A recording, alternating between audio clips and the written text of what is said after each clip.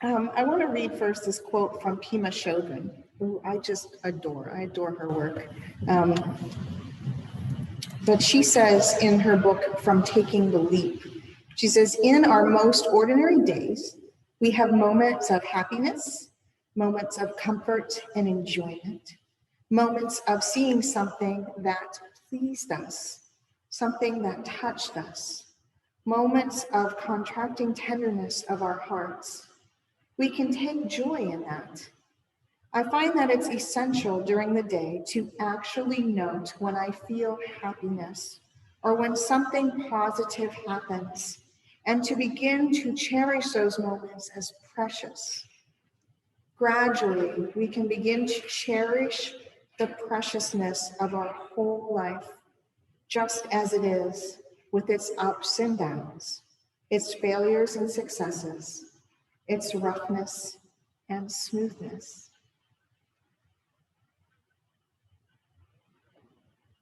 Like recognizing everything as part of the experience. I know I've said this a million times that even the cruddy stuff, we can find a gift in. But I don't know that we talk enough about recognizing our little joy moments and relishing in those. I've been doing a lot of work with, or a lot of study with the work of Brene Brown lately. I'll talk a lot about her next week for you. But she talks a lot about being in that authentic place and what does it really mean to be authentic, and how much in our own striving for that we sometimes shy away, or we feel guilty about, or we feel overwhelmed with, and don't soak in that happiness and that gratitude and that joy. Like we're having a happy moment and then all of a sudden we don't know what to do with all those feelings of happy because we're so used to just trudging sometimes, or doing what we quote need to do or have to do, to get from one part of the day to the next, and to relish in those moments and see how they actually feel in our bodies.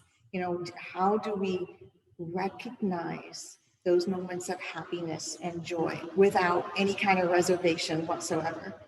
Our daily word today, John 1:5 says, the light shines in the darkness, and the darkness did not overcome it. And I think sometimes we get, well, am I allowed to feel this good right now? Am I allowed to take some time out? Is it okay that we went and did this thing instead of, my child's room is crazy right now. He has decided 6 times this summer to rearrange it. And each time it gets more of a mess and things get piled up. And this past week, he's done it again. So he made this big terrarium with all this dirt and these plants because he wants to get a gecko. So he's made the terrarium and he's made his room in a part where he could build this and do that. And then he wanted more room. He's got the tiniest room in the house. It's really like a closet room. He's like Harry Pottering it, but it's his own room.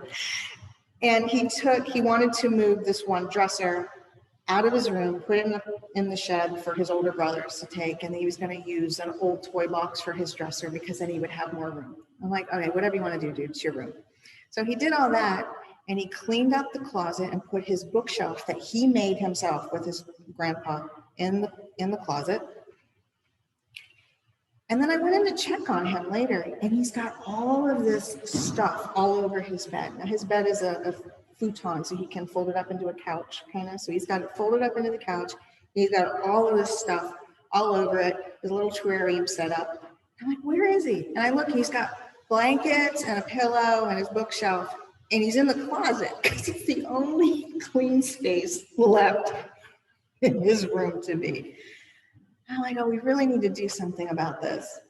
And instead, I took them down the Woodcock Dam and let them run through the woods. I'm thinking about that as we're driving there. I'm like, we have so much stuff to do. Where's he going to? He's going to sleep in the closet again tonight. I know it. He's going to sleep in. And yet, them running around finding toads. There were toads popping out in front of them because you walk so far and you can get into the woods, and there's trails in the woods. So we've made it all the way across the dam and into the woods, and there's little toads popping out. And then my older son is really into things like mosses and different types of mosses and ferns right now. Not quite sure where he's getting at, but that he loves it. And he found 6 different specimens of moss, and he's grabbing little samples, and he's got them all in his hand. And then they found like 4 different kinds of mushrooms. I mean, things that I would have never even, I just wanted to get them some exercise. And they're just, and to watch them having so much fun with these simple things. And I'm like, all right, he can sleep in the closet again tonight. What's it really going to hurt that we didn't get to that room? You know, is it really hurting? No, I don't know. I'm sure if my parents came over and saw his room and he was sleeping in the closet, I'd be in a lot of trouble. But is it the things that we put priorities on, I think sometimes take away from those itty bitty moments of joy, you know? Because his room's always going to be a mess. Let's just face it. It's just his personality. He's going to always be doing something because he's done it 6 times already this summer. And yet, I couldn't believe the joy in their faces for different kinds of moss and different shapes and colors of mushrooms.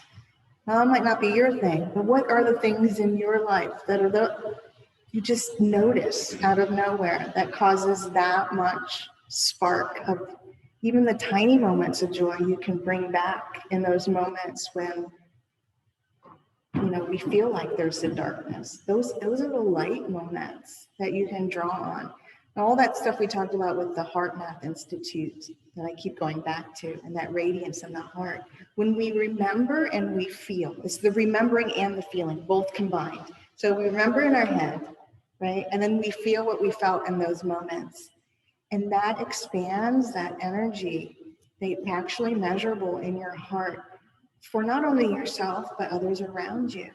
And to remember those and to spread that in our darkest times, but to practice it in the not dark times, right? A messy room is a really less dark time. It's less on the scale of things. And to practice in those moments so that when we are thrown, you know, other issues or illnesses or grumpy people or whatever it is our way, that we can draw on those.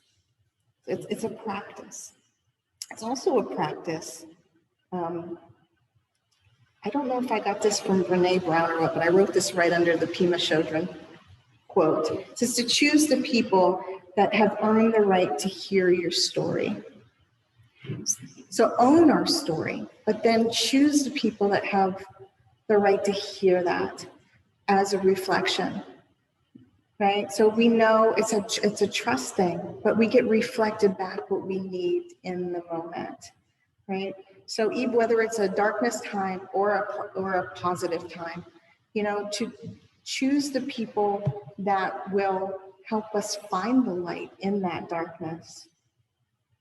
To choose those people, you know, well, that we can share that with on an intimate level so that it can shine larger.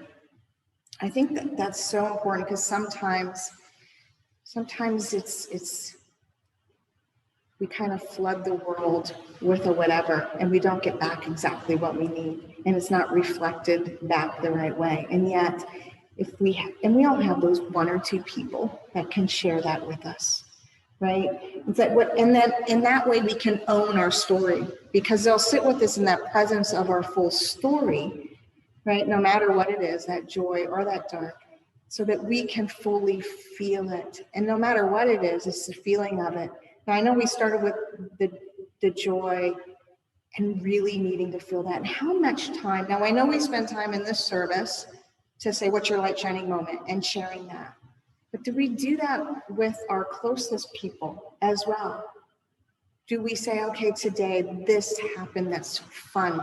I know my one friend, Karen, and I never thought of this before, but she goes, I like when you call because you always want to tell me something fun that's happening. And most of the time, I guess in her world, the people that call, because she's such a good listener and she's such a good, you know, a good healer listener. And she's a trained counselor, so that helps on top of it. But they call her and say, this happened, I need help, and it's just this, the dark overflow. And I never thought about it, but she's right. When I call her, I'm like, this cool thing happened today. And I'm so happy. And she's the one that I reflect that to. And it's just been recently. She goes, you're one of the few that shares the happy stuff with me. Are we willing to share that happy stuff with each other? Do we call each other up, not just when it's a bad time or we have to relay something, but you know what? Today we found 4 different kinds of mushrooms and my kids were really happy. And they got to play in the sun and we found the butterflies and the toads and it was so much fun. Or guess what? This is when she told me this. I said, guess what? This next weekend, I'm taking the kids to the medieval fair and we're all going to dress up and I'm going to have a fairy costume. And she's like, that's much fun. Do we do that with each other? Are you willing to share your joy? Are you willing to let those people closest to you feel that as well? We become the narrator for our stories. We can own both the joy and the yuck. Right? We're really good at owning the yuck. We're really good at going back and revisiting that and telling that story of that car wreck over and over. We're really good at that. It's time to become the narrator of the joy too, that radiance. And this wasn't even planned, but it's actually August 1st word. And I've been skipping around this book. I don't know if you've noticed, but it's whatever lines up. And today I just left it on the day. The radiance, your source of good. That source of good.